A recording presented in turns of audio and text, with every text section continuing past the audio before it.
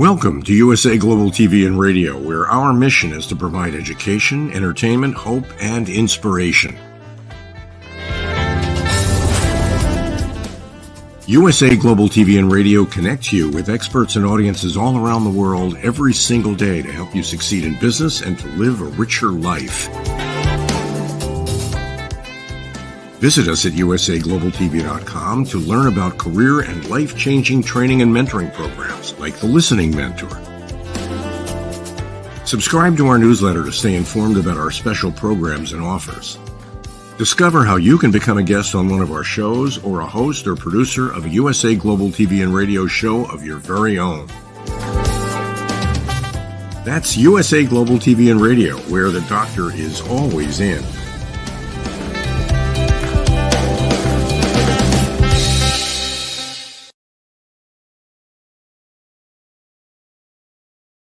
Happy Friday, happy Saturday, wherever you are in the world. Welcome to USA Global TV and Radio. I'm Dr. Jacalyn Kerbeck, and our show today is The Power of Etiquette and Manners, and it's sponsored by the British School of Excellence.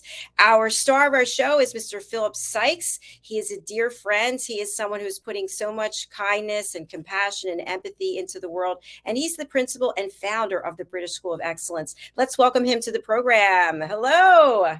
Hello. It's Friday, as you said, ready to celebrate Friday. Not sure about what the weather's doing where you are in the world, but I tell you what, the UK, we've been blessed for the last 2 weeks with incredible weather. Oh, that's fantastic. I love when it's sunny and bright. It makes you feel so good. I know here we're dealing with the deluge of air pollution from the wildfires in Canada, and the air quality was up to, I should say quality, with 279, which is really unhealthy. And today it's down to 131. So that's a good thing. That's devastating. You know, we really feel for everyone, especially the parts of the country that have been really hit hard. We sent messages to all our students in the US, just wishing them all the best. And, we can only hope and pray that it sort of gets under control very soon. Absolutely. I'm right there with you. Thank you, Philip. We have so many topics that we talk about on this show, and they're all really important. I just want to announce also, we were supposed to have a guest who had to cancel, unfortunately. So Philip and I will be handling the show, and it's always a lively and good conversation. So our topic today is something that makes people frightened. They don't want to talk about it, and it's about money. Money's a currency. It's an energy. And lately, I know myself, I found on social media, people I don't know are reaching out to me, asking me for money on LinkedIn, on Facebook. I need your help. And then it always has to do with money. And of course, we have charities that we work with that want our money. And of course, we have bills to pay that requires money. And we have the man and woman, the person on the street coming up and asking us about money. So let's dive into it, Philip. What is the philosophy when it comes to asking people for money? That's a huge question, firstly. Secondly, before I go into that, it's quite interesting where you see certain, I suppose, what's the word I'm looking for? Experiments, let's call it human experiments that have taken place over the years. And one of them is very much focused on what we talk about when it comes to, they set up a gentleman who sort of look at pleading poverty, and he goes into a restaurant and he asks people for a bite of their pizza. And everyone shies away, and then what they do is they rig it up that another person buys a pizza and goes and gives it to a homeless person, and the same chap who's asking around the restaurant if he could have a piece of people's pizza, and they're all shying away from him, he walks down the street and says to one of the homeless people, please, I'm really hungry, I haven't eaten today, may I share? And first thing that person does is offer him a slice of pizza. So it's quite interesting to see how we as human beings handle certain things, or what our mindset does to us and for us. It can really sometimes, I think, put us on the back foot, especially when, I suppose, you're taken by surprise. Is there any further question on that, or would you like to comment on that before I go into answering your wonderful question? I think the one thing I just want to comment on for people who are joining us for the first time is that your organization helps people understand many different areas of etiquette and manners. And what was once thought of only as holding a door open or the proper place settings at a table, etiquette and manners is really emotional intelligence, it's integrity, it's compassion, it's leading with your heart. And so they're the topics that we're bringing to light. And I know that the work that you're doing with your team and the people who come through your doors is resonating. It's a ripple effect that's going all around the world. So we're going to talk a little bit about your work there as well. So let's get into the part about money, because I know it's something that is fleeting, and sometimes we're grasping onto it desperately. Sometimes we're praying for it. Sometimes we're showered in it. So I'll turn it back over to you. Yeah, thank you, Dr. Jan. For me, I always love assessing each situation case by case. And I think this for me is about remaining calm and composed and approach the situation in a compassionate and understanding sort of mindset and manner. And I think we understand that homeless is a hugely challenging and sensitive issue. And one must also take into account that just because someone's homeless doesn't mean that they've done something bad, or, there are various factors that affect people and why they become homeless. And it's a plethora of reasons behind that. And just off the back of the wretched pandemic that we all had to endure, there are a lot of people now more on the streets than ever before. And this is not just in countries where there's sort of a third world country. This is very prevalent globally. And, I think for me, it's about making that conversation, if you feel comfortable, and take a real moment to talk to the person and listen to their story and, show genuine interest. Now, I understand that sometimes we're in a fleeting rush and someone says, they've got their hand out and they're begging, then that's very different. And if you've got a few coins and you've assessed the person with your very quick assessment tool, and you feel that person could do with some money, wonderful. If you feel that money may be used to go and buy alcohol or feed a drug addiction, then again, I would then, if you're going into a store, buy some food and hand it to the homeless person on your way out.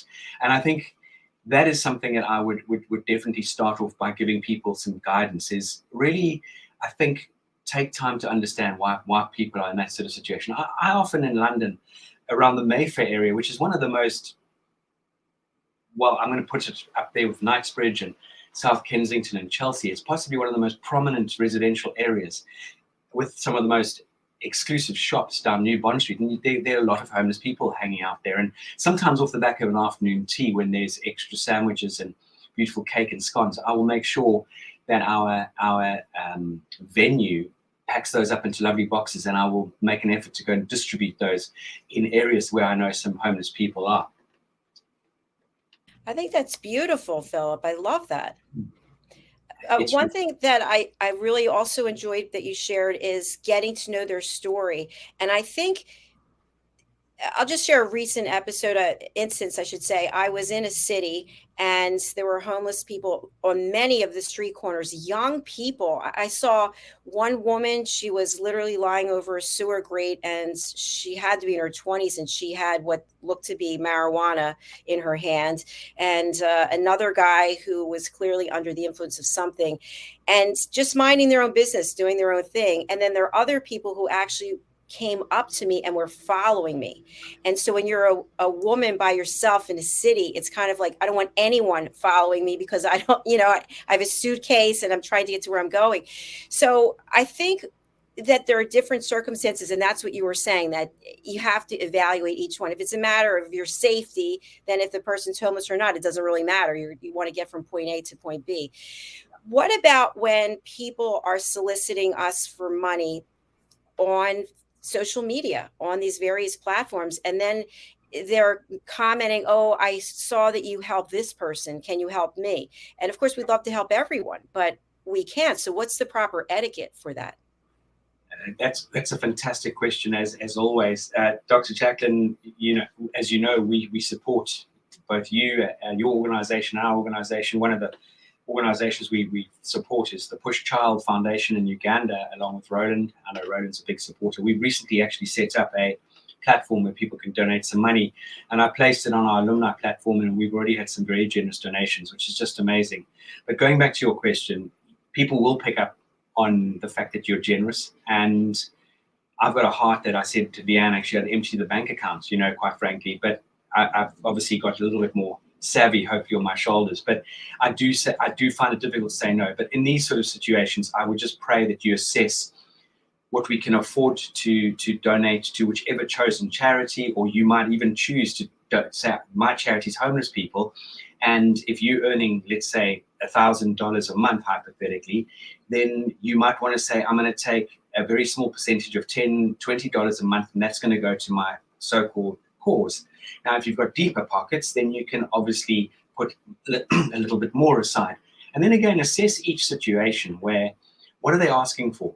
Could we return our giving by offering some coaching, or offering some guidance, or offering something that we can do by giving our time rather than just physical cash? Because again, you don't really often know who you're giving that money to. It needs to be a registered charity, because with all due respect, with all the best will in the world, I know many people would look at this very skeptically, but especially because there's so much online fraud and there's so many scammers out there now. And at the end of the day, it's really important that we slow down, don't let our heartstrings pull at this, and just take some time to assess. And it took me, us as an organization, a good 3 or 4 months to engage and set the platform up with the Push Child Foundation. Another one that we jumped into is with mindset and youngsters who really find life very challenging. And so we support that particular charity as well, which is also on our website. And that there is a little bit more of an easier approach, because it's a set-up organization, it's professionally run. So I would always just do your homework and make sure you do your research. Excellent points. Thank you, Philip, as always. I know for me, my charity that I'm aligned with is the Crohn's Colitis Foundation, because I'm a patient. I've been sick for 30 some years. I'm on the board. I run a support group. So for me, I have 3 events that I'm responsible. I've committed to raising certain amounts of money. And that's what the priority is, because that's where my commitment is. And not that I don't want to give to other charities. The next one I would give to definitely would be the Alzheimer's Association, because that's something that's prominent here in the world that I'm in. So I just want to bring awareness to people that you don't know what everyone is going through, and you don't know what people are dealing with. And so therefore they may be aligned with certain charities that they're helping people get through situations that they're in.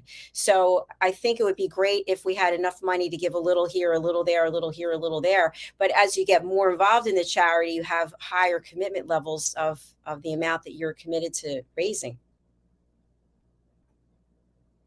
Philip, you're on mute. Absolutely, Dr. Jacalyn. I love that. And it really does make sense to maybe each year you change a charity just because you've worked and supported one charity, or you've got to a stage where you're making a little bit more money and you can then add another charity to your list.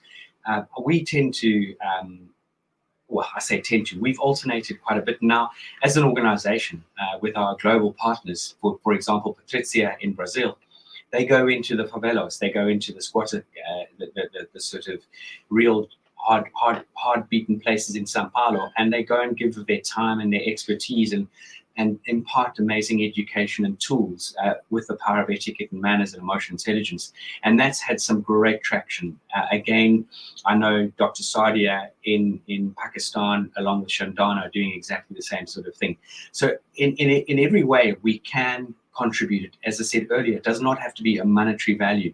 Your time is more precious than actually money is, because we can go out there and earn more money, but we can't get more time back. So again, when we're giving our time freely into a good cause, it's got a huge double sort of whammy and even a bigger impact in so many ways. And here in the United Kingdom, we have a lot of charity shops, a huge amount of charity shops. So Oxfam, Princess Trust. So from Alzheimer's to you name it, we've got a charity shop that will support any major cause out there, give or take. And I know lots of people, including many of my friends, in between jobs, they took 2 or 3 weeks or 4 weeks and offered their time to go and work in these charity shops.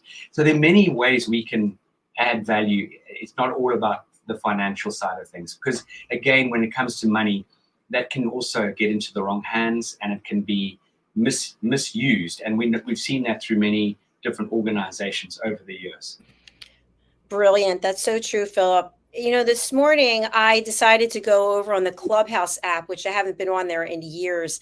And I just went into Breakfast with Champions, one of the rooms they have there. And the person who was running the room, he was talking about adding value. And he said that he knows exactly how much his time is worth. And that the hour he was giving to this room, to these people, to me, he was volunteering basically because he could be taking that hour and doing something else with it. And I think that's a beautiful point that you brought up.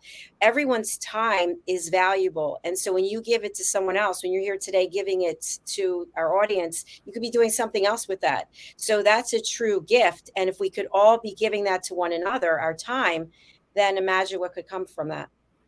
That for me is huge.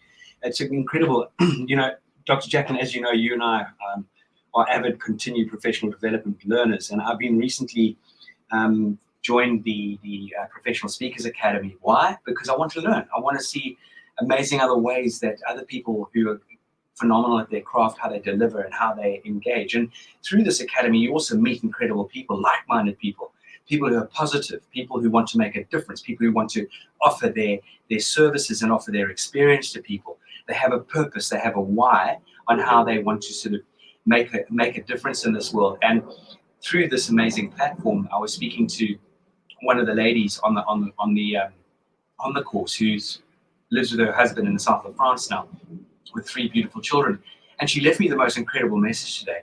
She said, "I've just helped someone change her life. This woman came to me at the school gate feeling in tatters. I put her in the car, said we're going for a coffee, and she said, in the time that I had with this woman, I gave her and shared with her so much. I helped her mentally, emotionally. Not only that, but I helped her build a business in her, and we drew it up on paper. And I gave her the tools to build her confidence. Now, it's not a quick fix, obviously. It's going to take time. But she left the message saying, Philip, I've now got my direction. I know what I can do going forward with my life. And that, for me, is the biggest gift we can offer to people. Just as you said, Dr. Jacalyn, every single one of us in this world has got so much to offer. We just need to realize that, and then we go out there and just offer it. Perfect. I love that. Thank you, Philip. A couple of other areas in reference to money, and then we can segue to something else, is what is the proper protocol to ask someone for money, whether it's a family member, whether it's a stranger? Is there some etiquette around this? Ooh, the old adage, someone would always say, never a borrower, lender be. It's a great question, as always. I'm just giving this some sort of thought while I'm sort of standing on my feet here, thinking on my feet, as they say. Dr. Jacalyn, I think one of the things that I would definitely do is understand who I could potentially ask. Now, personally, in my situation, I would go to a family member first before, if I was really desperate, or maybe even my wife, because might be in a position that might be able to lend me something from her savings, or even though we might have a joint account, there might be a bit of extra money that she's put away for a rainy day. Potentially my brothers, if I was really hard pushed.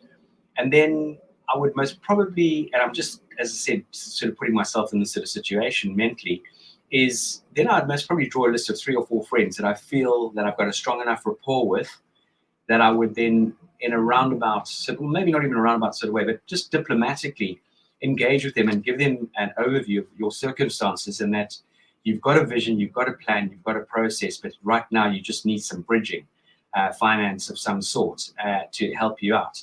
And try that with the various people that you feel comfortable in doing that with. I know there's a lot of people, who don't like talking about money. I know a lot of people out there who would rather go and beg before they have to ask someone for money. But having said that, it's not the end of the world. We've all got to help each other. And again, sometimes there are people in this world that will borrow money from you, and you know full well that you're not going to get a return, or that money is not coming back to you in a hurry, if at all. And I'm sure all of us have had that particular sort of scenario play out in our lives. And then, again, you have to write it off. I would also suggest that anyone lending money should have that in the back of their minds, in the sense that, look, if I lend Philip £1,000 and he couldn't pay it back, how would I feel, and could I continue living, and will he still be my friend? And if you can say, yeah, I'll continue living, he still will be my friend, and it's a circumstance, and then adopt a philosophy, often what comes around goes around. So you've got to sort of assess this as sort of bite-sized chunks and break it down. Excellent. I love the way you describe that. And I think to add on to what you just said, it might be prudent to say, Philip, I'm coming to you for money.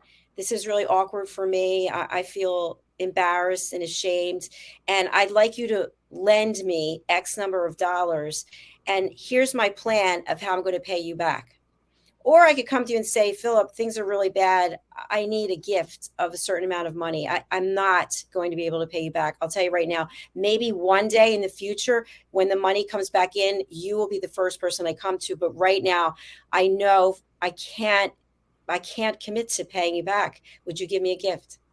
Yeah, that's great. And that's honest, and that's sincere, and it's you being very vulnerable. And you've got to swallow a lot of pride in order to be able to do that. Look, some people don't have an issue doing that. Some people are just takers, and that's one of those things. And that's something else. Always give, never remember, always receive, never forget. And I don't mean become a pushover.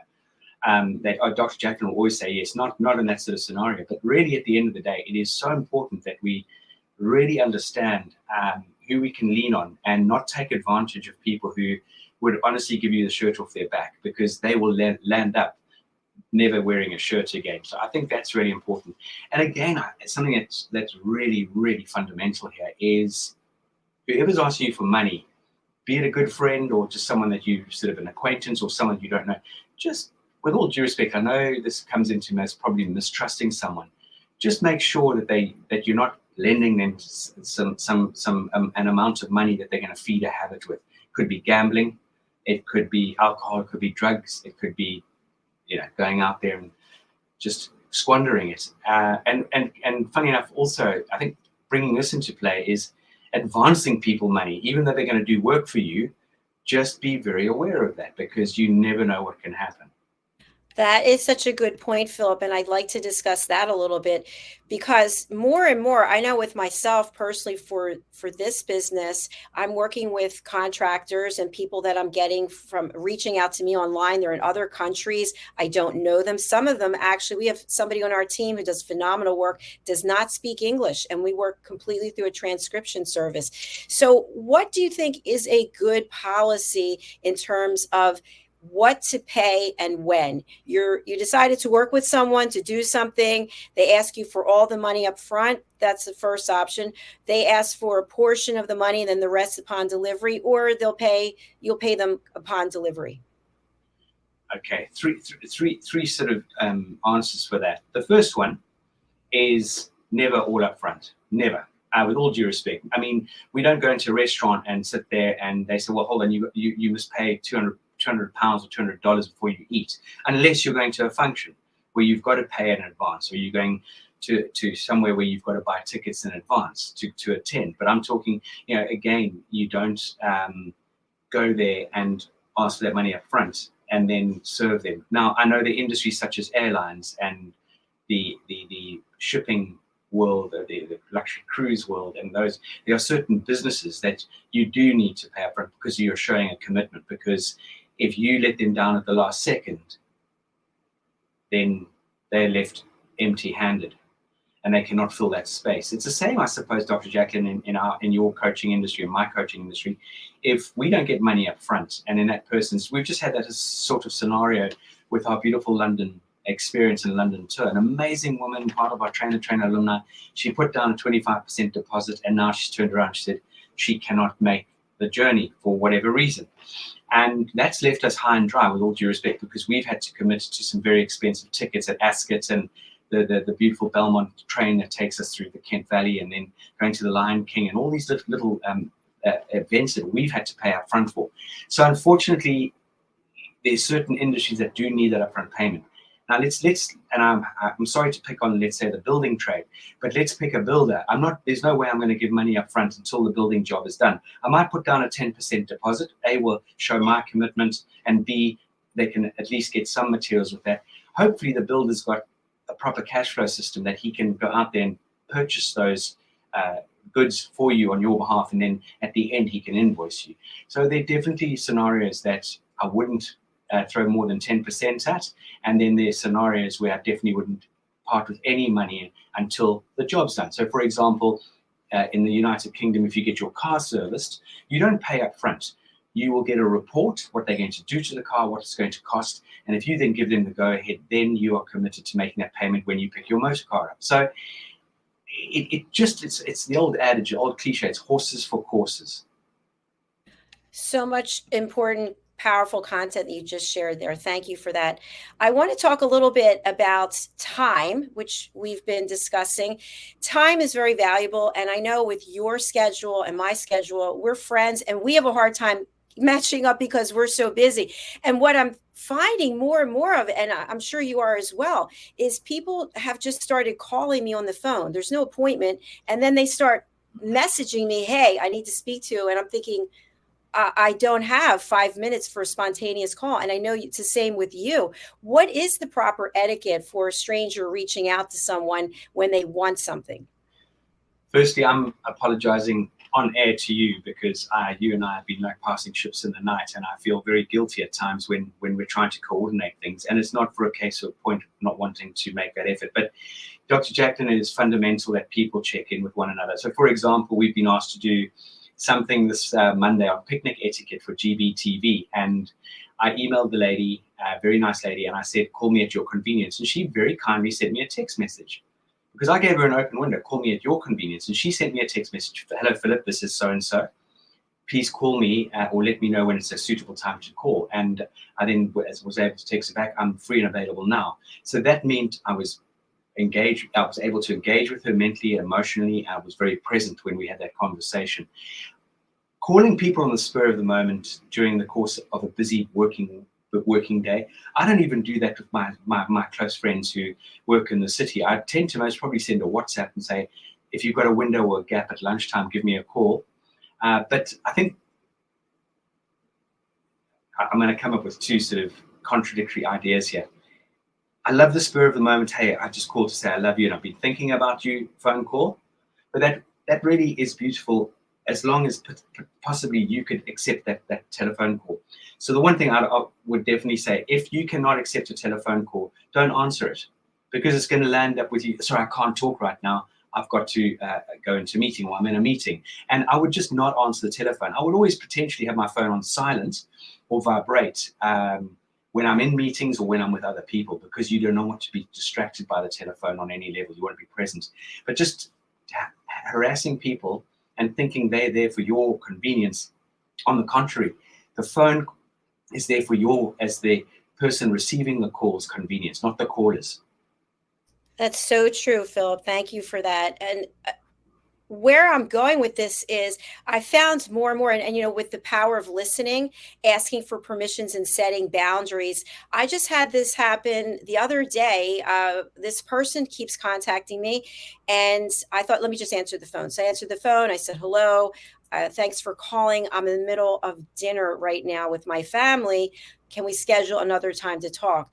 And the person just kept going on and on and on. And so finally I said, I'm sorry to interrupt you because I hate to do that. I said, but I told you this was not a good time for me. Can we pick another time? And then they kept going on. And I thought, this happens all the time. You just have to hang up. That's what I did. I just hung up. Then they start texting. I don't understand why you hung up. I just block numbers in that situation. And the other thing is with a cold call, I then asked him, I never agreed to go on your database. And a lot of the time they'll pop the phone down because you can get into a lot of trouble in the United Kingdom, people cold calling you. But those people who keep trying to call you, I would literally just avoid that number and on your telephone so you never hear from them again. Fantastic. Wow.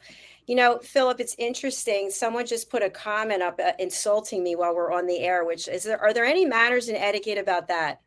Yeah, it's very brave to be able to stand behind a screen and send something.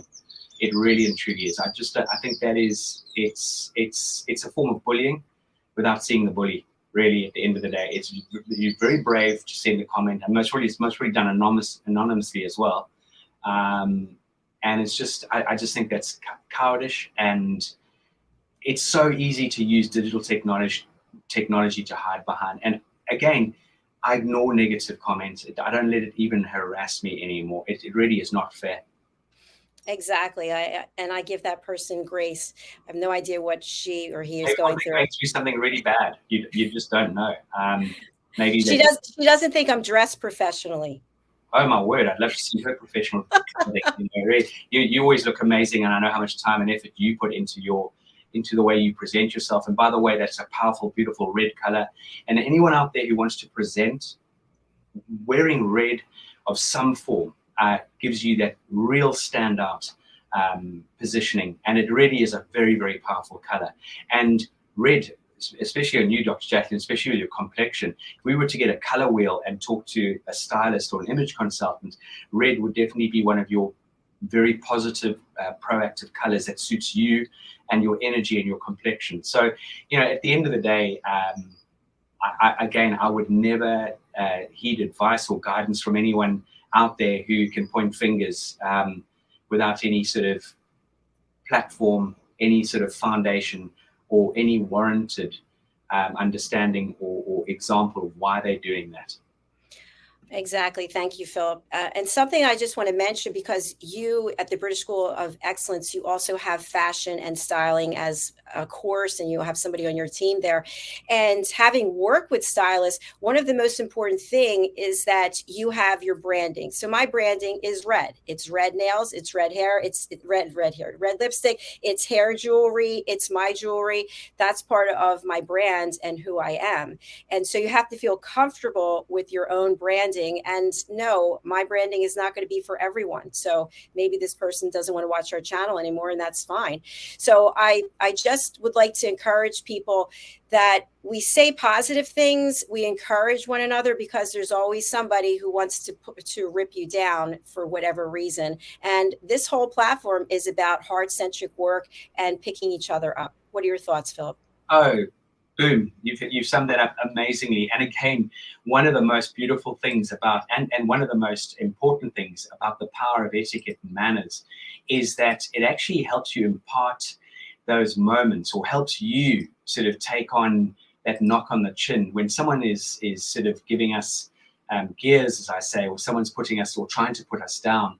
It really is something that I really love sharing with people. And when it comes to why manners and etiquette are so important, it really does boil down to there's 6 wonderful areas of why they are so important. And they firstly, they will help you earn respect. They give incredible charm and elegance to your personality. They make our relationships so much more smoother when you've got good etiquette and manners, because, again, they help you to swallow your pride and become more considerate to the feelings of other people and other people's emotions. And then the other thing that etiquette and manners do is they elevate your confidence. They give you an amazing amount of confidence and not arrogance. And by the way, having etiquette and manners doesn't mean you're a pushover, you've got soft touch. The other thing that etiquette and manners do is they really motivate us and they help us to stay sort of positive and happy, because when you're generous towards other people, for example, giving some of your time or complimenting or greeting someone with a beautiful smile, it really does elevate you. And that inner contentment is going to help you maintain a far calmer and very composed sort of demeanor. And even when we're faced with difficult situations, and for me, never stop showing good manners and being kind to other people. There's that wonderful mug we have here in the studio, in our organization, in a world where you can be anything, just be kind, and that for me is fundamental. It's about feeling good about yourself, which in turn it will elevate yourself and it'll give you that respect and keeps you motivated. And then the other benefit and there are many, many benefits of etiquette, manners, and your emotional intelligence is they impart strength to really digest failure. And if you think about that, we all make mistakes, we all encounter setbacks, or we all encounter someone taking a dig at us or a stab at us at times. And when your inner confidence is elevated by good manners and etiquette, it really gives you that strength to face those challenges, those struggles head on, and absorb the criticism and move on from it. And again, in life, there's always going to be situations that test our good nature or our patience, or even threaten to knock us down. And I think, again, I know for a fact, with a really positive mindset, you can maintain your composure and turn those situations, those challenges into amazing opportunities. You can learn from it and you can absolutely grow from it. Powerful words and excellent discussion. Thank you so much, Philip. As we're coming towards the end of the show, one thing that I'd like to tie everything together with, whether it's time or it's money, is something that you alluded to before, which is expectations. So we talked about a role play about money. If someone comes to you with money and how they're going to tee up that scenario. What about when you give your time to someone and they don't follow through with what they said they were going to do? So, for example, Philip, I would really love to have you coach me. I can't pay you actually, but in exchange for the coaching, I'm going to pay it forward and I'm going to give some guidance to Susie B because I know she's looking for some help in that area. And then I take that hour with you and I don't do what I said I was going to do. Moving forward from there, I would be very reluctant to then continue offering my time and guidance. If I did and someone took action and influenced other people along the way, then I'm going to say, hallelujah, that's an amazing use of my time. It's a gift. But if someone is not prepared to take action, Dr. Jacalyn, it's very much like the analogy of that standing on the top of the hill with your mouth open, waiting for that duck to come flying in. It'll never happen. As I've always jested, I've got more chance of becoming pregnant than a duck flying into my mouth. You know, at the end of the day, I've got to go out there, and I'm all about animals. I love it, but I'm using an analogy. You've got to pop that duck out the sky with your gun. You wring its neck, take the feathers off, and put it in the pot in order to eat the duck. And that's the only way you're going to advance and move forward. We don't have a crystal ball. We can't predict the future, but we can help ourselves and help other people by putting their best foot forward. And it's up to you at the end of the day to take action.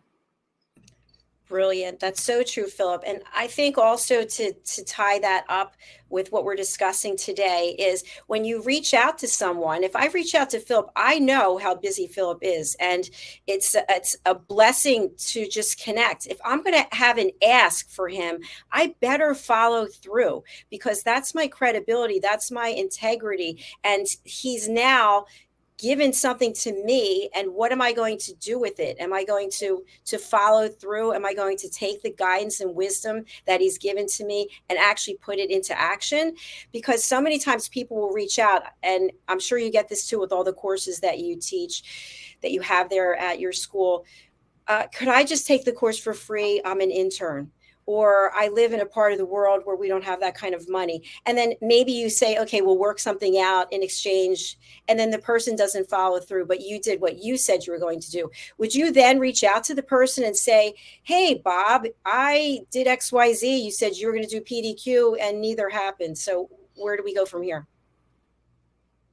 Well, find out what the explanation is. Maybe something did happen that prevented them from taking action. Again, maybe it's a mental block. One doesn't know. So I would always address the situation. I wouldn't do it aggressively. I would just go and say, hey, is everything all right? Because, and you might sort of, well, not might. I would always put a bit of positivity forward and say, look, I know you often a lot of the time follow through with things. And on this occasion, you haven't. May I ask why? What's the challenge? Is there something I can do to encourage you? And if you can see that that's falling on deaf ears, then just say, look, you know where I am if you need me. But for this to continue, I need to see you taking some action. And until I see that action, then I'm not really going to be giving you any of my free time going forward. That was perfect. I love what you said. Now, I bet there's some people out there who could follow through for the whole thing until it was addressing the person, saying, listen, until you follow through with what you said, I'm not going to be able to help you. That's a tough one for people to actually stand up in their power and in their own respecting of their own boundaries and their own time. What are some tips that you can give people so they can walk into their own glory in this way? For me, it's about structure and planning, and it really is. It's about looking. Well, firstly, what do you want to achieve in life? And again, it's not going to come and land in your lap. It's not. If you show up in any situation, one of the opening when we discuss and launch any of our training programs, whether it's youngsters, teenagers, young 20-somethings into 30, 40, 50, 60, 70-year-olds, we get them to write down 4 things to start off with once we've gone through our introduction. And one of them in those 4 sentences is one person, one opportunity can change your life for the rest of your life. But that can only happen if you show up, if you present yourself in the right light, if you put that best foot forward. In other words, get yourself noticed because you made an effort. And then on the other side of the coin, you are the change and you can be the change. And people are looking up to you as a potential mentor and you don't even know about it. So whether we like it or not, come hell or high water, there are people that will be looking up to other people and you will never know who that might be or what the situation is. But they are in awe of that person. For them, it's a mentor and they are striving and thriving to be better than they were yesterday. But again, going back to that whole scenario, if you're not prepared to put that your best foot forward, you cannot expect for things just to start happening in your life. Everything's about give and take. That's just life. Philip, once again, you have just brought everything into a beautiful package for people to take. So I thank you for doing that. And I know you have a special event that's coming up. I wish I could be there. So tell us what it is and are there any openings? We've had 1 or 2, we had 1 cancellation, but we are so excited. I mean, I have such an amazing team and we had a team meeting the other day and I just said, I just want to thank you. I'm in awe of everyone's hard work and you've just been incredible. And I'm very blessed in the sense that there's a very level platform in this organization and everyone's got their own opportunity to make decisions and do things. And the energy and the effort and the passion we have in our organizations is, if you could combine that energy, you could almost fly to the moon. It's just unbelievable. And we are also excited. Young Sasha, who's 19 behind the scenes, is just going above and beyond to make sure there's a beautiful list and brochure for when our guests arrive. She's got on board presents. She's got everything going. Leanne's been doing a whole lot of different things behind the scenes. And we're launching this on the 17th of June, where we start off at Victoria Station. And we're going on this beautiful old train, which used to be run by a steam locomotive. It's where the royal family used to travel. It's beautifully interior design, beautiful wooden carvings, wingback chairs, where we receive the most incredible food, as in the cuisine comes from the Valley of Kent here in the United Kingdom, which is known as the Garden of Eden in England, along with a method de champenoise, which has been made here in the United Kingdom.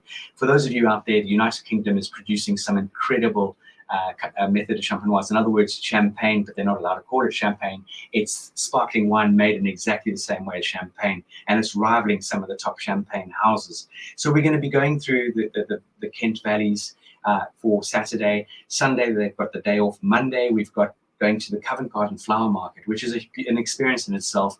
The students are going to pick their own flowers, and then they're going to go back to the studio and then do an amazing flower arrangement. Then that afternoon, we are going to have a fine dining experience. And then I've got an amazing surprise for them when it comes to coaching and guidance in the coaching world. Tuesday, we are then going to the beautiful home of where hats really, I think, are or belong. It's called Lock & Co. It's been in this country, well, it started in the late 1600s, early 1700s.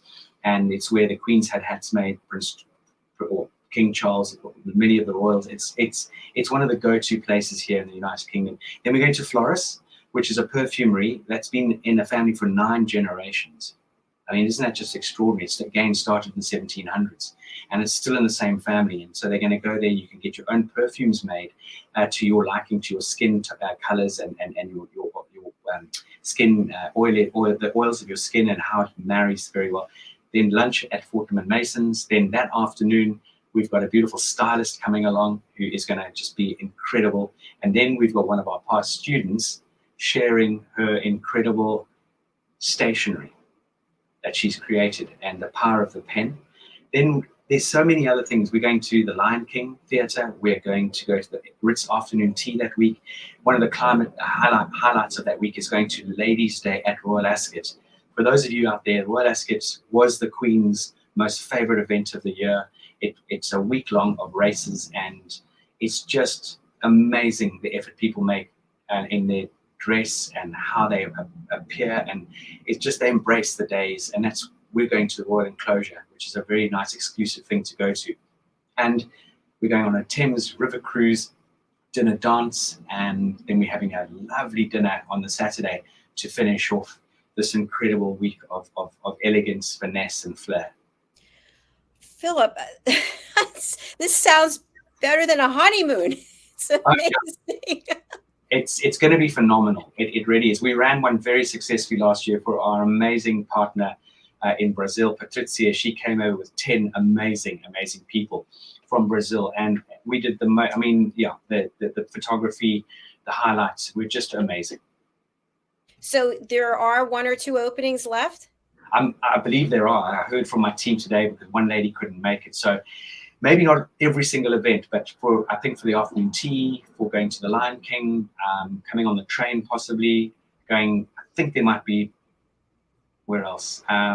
Space on the Wednesday during the day. So there are, we can take people on an ad hoc sort of basis. So if someone wanted to join us just for the day experience, for example, on the Monday, that would be very much doable. Again on the Tuesday and again on the Wednesday. The Thursday, I think the Royal Ascot is pretty much done. The Friday, we're going to the Tower of London. We're going to Twinings, the famous tea house here in the United Kingdom. That's got a few spaces left. And so does the evening cruise. And so does the gala dinner on the Saturday, also going to Windsor Castle in the day on Saturday. And how can people get in on this before the 2 spaces are taken up? All they need to do is email us at hello@thebritishschoolofexcellence.com and engage with my colleague Orsa, and we will take it from there. Fantastic. Well, Philip, I'd be remiss if we didn't have an opportunity as we close out just for you to talk about some of the courses. How can people sign up? Again, I would just urge anyone just to go to our website, thebritishschoolofexcellence.com, and email Orsa at hello@thebritishschoolofexcellence.com. And just have a look at our courses, have a look at what we can do for you. We can bespoke material for you as well. So where we really have incredible strength is the power of etiquette and manners, emotional intelligence, customer excellence, customer service, hospitality intelligence, and we impart tools to give you that confidence to help you put your best foot forward. Thank you, Philip. I know you have to run. I just want to say publicly thank you for being part of our platform. Thank you for the people you have brought, to the show who have then gone on to do other things on this platform. I just really appreciate you, your team, and of course you as a person. Likewise, there's a big ditto there. And again, this platform is such an opening for so many people, such an opportunity. I mean, if I didn't have a penny to my name and I had a computer and internet, I would watch all the shows on USA Global TV, because there's so much quality on when it comes to guidance, coaching, development, and we all have this at our fingertips. And again, I'm going to urge and encourage people to slow down on how much social media they delve into and spend time feeding your brains and nurturing your brains. Absolutely. I agree with you. Thank you so much. And I look forward to chatting with you again soon. And thanks for being here today. It's an absolute pleasure. Thank you so much. As always, have a blessed, wonderful weekend, and may everything that you are looking forward to and wish for be coming your way. Absolutely. Thanks again, Philip. Take care. Take care. Bye-bye. Bye. And thank you to each and every one of you who is watching or listening, whether it's live or on the replay. We just hit a new milestone. Actually, it was 2 days ago that we crossed over 100,000 views in the last 28 days. And today we're at 103,000. We're just over 19,500 subscribers. So we thank you. Thank you for being here. Thank you for your likes, for your follows, for your comments. We are on all the other major platforms, but YouTube is really where I spend most of my time with our team to make sure that we have the right search engine optimization, our thumbnails are spot on, and we just are so gracious and grateful for you and for your support. If you'd like to be a guest, we have approximately 40 different shows. We're always adding. We love to add new people to our platform. Please go over to our website, usaglobaltv.com, book your session. You'll see there's a number of courses that I offer. I also am a certified life, career, and executive coach. I'm also a 3-time Amazon #1 best-selling author. We have a whole array of children's books to teach children the power of listening. So you can go over to my other website, drjacalyn.com. You can learn more about that. But I'm here to support you. This is a heart-centric platform, and we just welcome people from all over the world to share their stories. We'll be coming back very soon with Dr. Madeline Chan and her show, which is Talking Heads. Thanks for being here. We'll see you again soon. Bye.